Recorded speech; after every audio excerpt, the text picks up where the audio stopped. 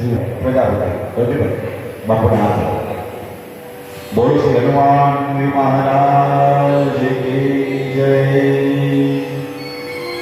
त्याने स्वागत करी कोणाला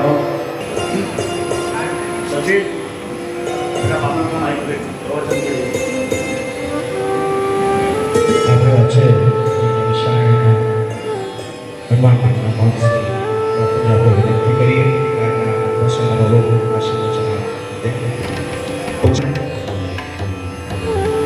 लोकाभिरामं दृढं धीरं राजीवनेत्रं रघुवंशनाथं कारुण्यरूपं करुणाकरन्तं श्रीरामचन्द्रं शरणं प्रपद्ये। मनोजवं मारुततुल्यवेगं जितेन्द्रियं बुद्धिमतां वरिष्ठं वातात्मजं वानरयूथमुख्यं श्रीरामदूतं शरणं प्रपद्ये।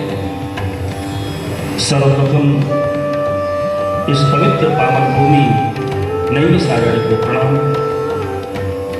कड़कड़ में विराज रहे 88,000 ऋषियों को प्रणाम। इस स्थान के देवता हमारे आराध्य, हमारे इष्ट देवता, हमारे अन्नदाता श्री हनुमान जी महाराज के चरणों में प्रणाम। इस हाल में विराज रहे खाटू श्याम जी महाराज के चरणों में प्रणाम। व्यासपीठ को सुशोभित कर रहे परम विद्वान हमारे बहुत प्रिय किशोरदास जी महाराज, आपके भी चरणों में प्रणाम। हमारे बगल में हमारे मित्रवत,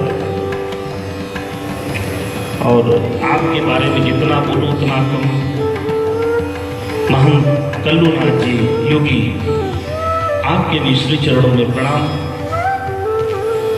जयंती महाराज जी हमारे मध्य विराज रहे हैं, आपके चरणों में प्रणाम। भरतदास जी महाराज, आपके भी चरणों में प्रणाम। माता जी आई हैं जिन्होंने किशोरदास जी के गुरु के लगभग 40 वर्ष सेवा की, उन माँ के चरणों में प्रणाम। राजस्थान माँ गुजरात से पधारे सभी भक्तों को जय जय सिया राम। देखिए, सबसे पहले तो मैं बोलूं आपको, गुजरात की धरती किशोरदास जी अपने में एक अद्वितीय है। 2-3 चीजों के लिए भगवान कृष्ण ने अपनी राजधानी बनाई गुजरात को, द्वारिका को, तो कुछ सोच कर ही बनाया होगा। अगर भगवंत और संत का मिलन हुआ है विश्व में कहीं पर, तो भेद द्वारिका में।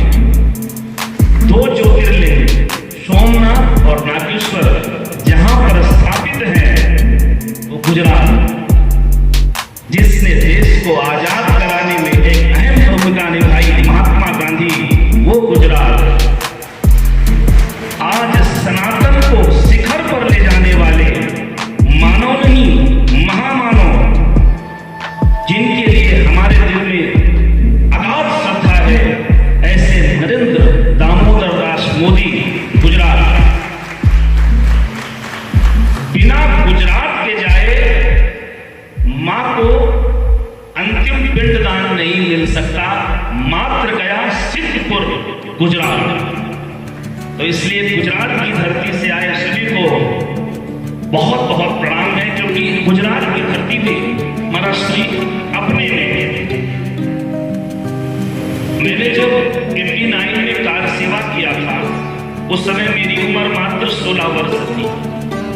मैं 4 दिन जेल में रहा। कोई नहीं सोचता था भारत नहीं विश्व में कि अयोध्या में इतना भव्य और दिव्य राम मंदिर बन के तैयार होगा। हृदय से धन्यवाद है उस युग पुरुष का। जितना भी धन्यवाद करो जो सनातन संस्कृति को, मैंने अपने जीवन में बहुत प्रधानमंत्री देखे, लेकिन मजारों पर चद्दर उड़ाते सबको देखा, लेकिन त्रिपुंड लगा करके रुद्राभिषेक करके देखा तो नरेंद्र दामोदर दास मोदी को देखा। अपने आप को गौरवान्वित महसूस करता हूं कि मेरे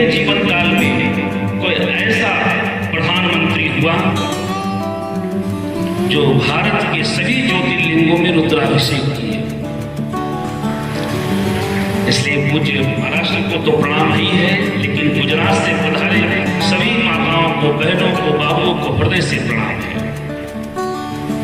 नैमिषारण्य अपने में एक अद्भुत तीर्थ है।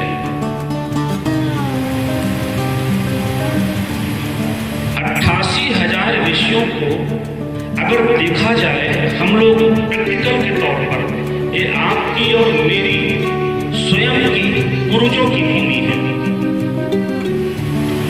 आपका कोई संतान 20 वर्ष पहले छोड़कर अमेरिका में चला गया हो, लेकिन जब उससे पूछा जाएगा रहने वाले कहाँ के हो, आपकी पूर्वज रहने वाले कहाँ के हैं, तब महाराज श्री बोलेंगे कच्छ गुजरात आगे, अमेरिका का नाम नहीं लेंगे।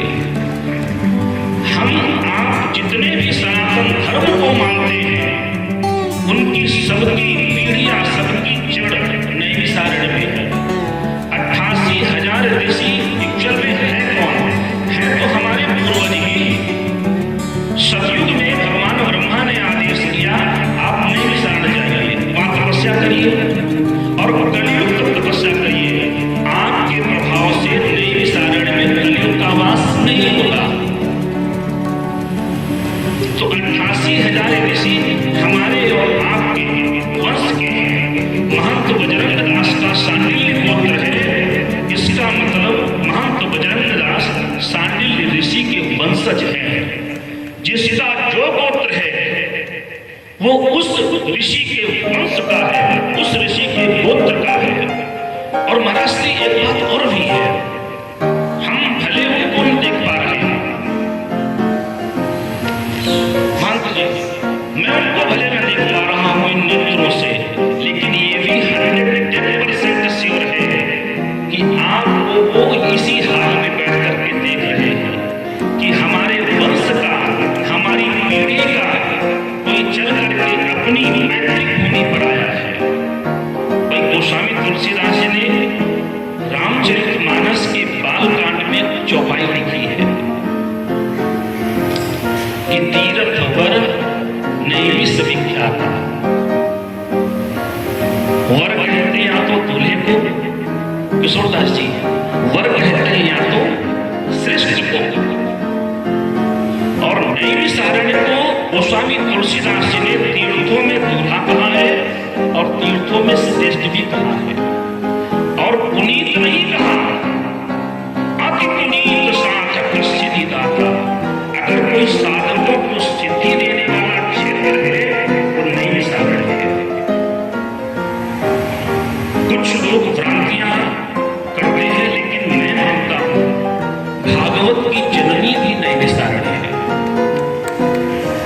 सबसे पहले श्री सूत जी महाराज ने 88,000 ऋषियों को इसी नैमिषारण्य की भूमि पर श्रीमद् भागवत का श्रवण कराया।